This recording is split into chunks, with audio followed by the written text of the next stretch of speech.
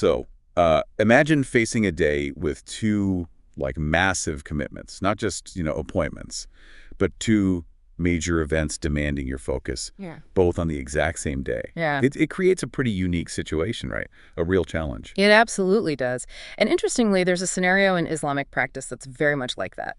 It happens when one of the big Eid festivals, Eid al-Fitr or Eid al-Adha, falls on a Friday. Ah, Friday, the day for the weekly Jumu'ah prayer. Exactly, the congregational prayer. So you have this potential clash. Okay, so that's our deep dive today. We're exploring what the sources actually say about this specific situation when Eid meets Jumu'ah. You've shared some really interesting materials, articles, research notes.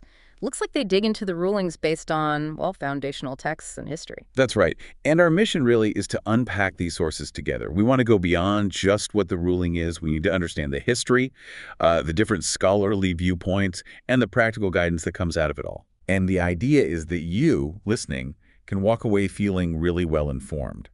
Not just knowing a rule, but grasping the why and how, the reasoning, the context. Precisely. It's about seeing the process, how these rulings are actually derived from the core texts. All right, let's jump right in then. Looking at these sources, when Eid does land on a Friday, is there a main principle or a consensus view on the Jumu'ah prayer? Yes, there is a strong position, very widely held, actually. The consensus among the majority of scholars, which the sources really highlight, is that if someone attends the Eid prayer, Okay. they are granted a dispensation. They're essentially excused from attending the Friday Jumu'ah prayer on that same day. So wait, if I've already been to the Eid prayer, that obligation for Jumu'ah is lifted.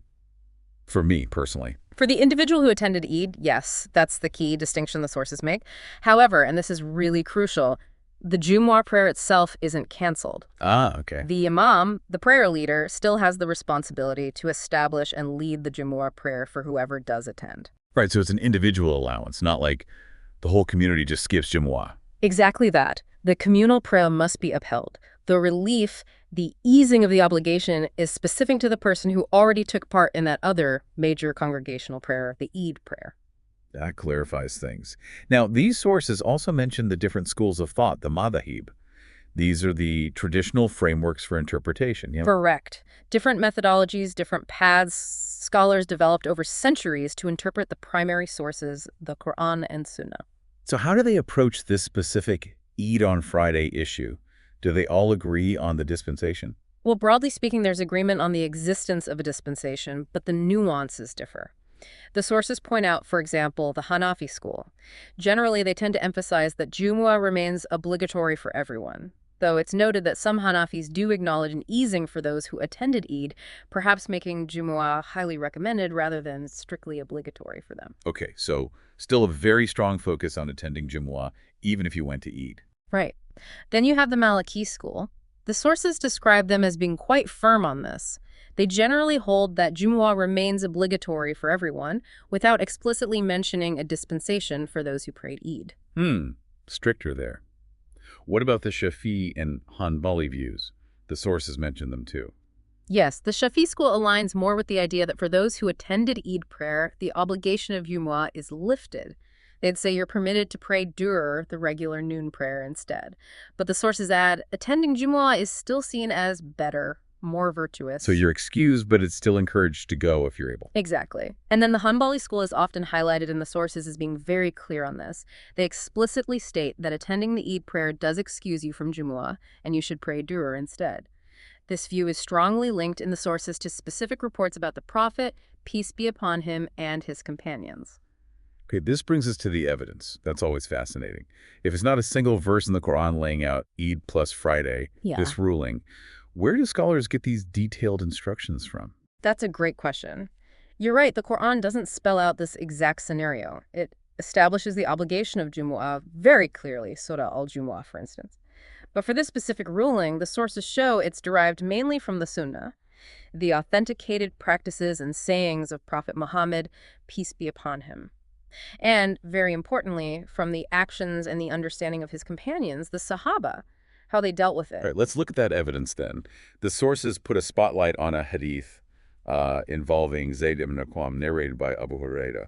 What's the story there? Yes, that hadith is really foundational for this dispensation. It reports the Prophet, peace be upon him, saying something along the lines of, 2 Eids have coincided on this day of yours. 2 Eids meaning Eid prayer and the Eid of the week, which is Friday. Precisely. And he continued, so whoever wishes, meaning the Eid prayer will suffice him from Jumu'ah, but we, meaning the Prophet and those leading, will hold Jumu'ah.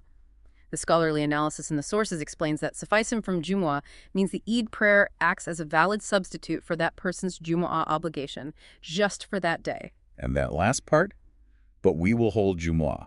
That locks in the idea that the community prayer itself must still happen, led by the imam. Exactly. It underlines the responsibility. The imam and at least the minimum number required for Jumu'ah must still establish it. It balances the individual allowance with the communal duty. And this hadith is well authenticated, found in major collections. So the Prophet himself indicated this was allowed. How did the people closest to him, the companions, understand and apply this? You mentioned the sources talk about figures like Ibn az-Zubayr and Ibn Abbas. Yes, and their actions are crucial because they show the practical application right after the Prophet. The account about Abdullah ibn az-Zubayr is quite telling. The sources recount an incident where he led the Eid prayer on a Friday. Afterwards, he didn't lead Jumu'ah, and the people who had prayed Eid with him also didn't perform Jumu'ah. Interesting. And he explicitly referenced the situation, saying something like, this is a day when 2 Eids have come together, directly linking his actions to the Prophet's allowance. He clearly saw it as a dispensation for those who'd attended Eid with him. That seems very direct, a practical application. It does. And then you have Ibn Abbas, another major companion, known for his deep knowledge. He's also reported in the sources as confirming the Prophet's statement, 2 Eids have coincided. Whoever wishes, Eid suffices him from Jumu'ah, but we will hold Jumu'ah. Him repeating this after the Prophet's time reinforced the understanding. Eid prayer could cover the Jumu'ah obligation for an individual, while the imam's duty to hold Jumu'ah remained firm. There's also an example given in the source involving Uthman ibn Affan, right, when he was the caliph. Yes, the third caliph. This narrative involving Uthman, may Allah be pleased with him, is a really powerful example of this dispensation in practice at the state level, you could say. When Eid fell on a Friday during his time as leader, he addressed the people after the Eid prayer. He said, according to the sources, O people, 2 Eids have coincided for you today.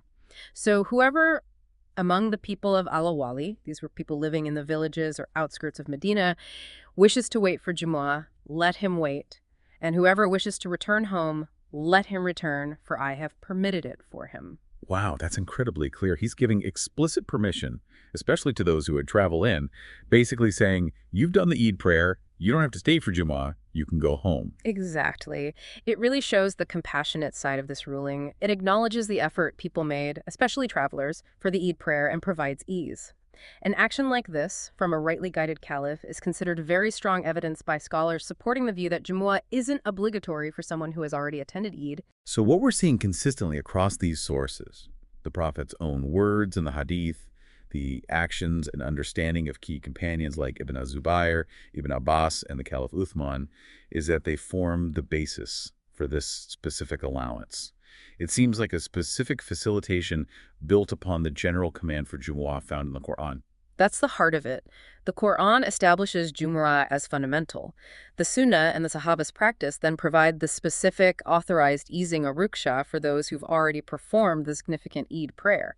It's about balancing the importance of both prayers, and easing potential hardship when they happen to coincide, offering flexibility without canceling the communal Jumu'ah prayer itself. Okay, let's quickly summarize the practical upshot then, based on what these sources are telling us. For the imam, for the mosque community, The Jumu'ah prayer must still be established. The imam needs to be there, and enough people to validly hold the prayer must attend. It goes ahead. right, and for the individual Muslim man or woman who did attend the Eid prayer earlier that day. According to the strongest views we've discussed, backed by that evidence, they are excused from the obligation of attending Jumu'ah.